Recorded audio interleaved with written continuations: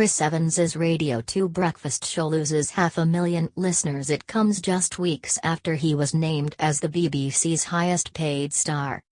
The DJ drew 9.01 meters listeners a week between April and June 2017, down from 9.47 meters over the same period in 2016, according to figures by audience research body Rojar. He earned between £2.2 million and £2.25 million during that same year.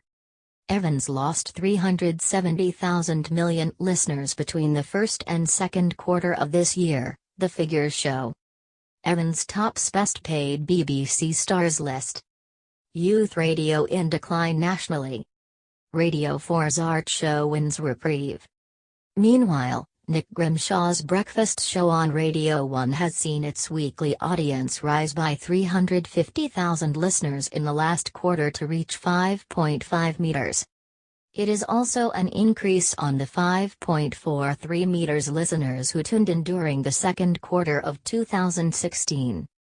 Radio 1 as a whole saw its audience jump by nearly 500,000 between April 3 and July 25, with 9.6 meters listeners compared to 9.1 meters in the first 3 months of 2017.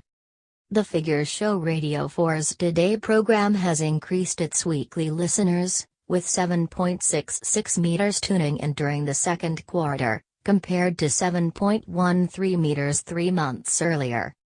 Radio 4 itself reached its biggest ever audience since records began in 1999, with 11.55 meters listeners every week. Bob Shannon, director of BBC Radio and Music, said Radio 4 was as vital as ever as it approaches its 50th anniversary. The BBC's figures overall were fantastic news for radio, illustrating its enduring appeal in a crowded digital marketplace, he added.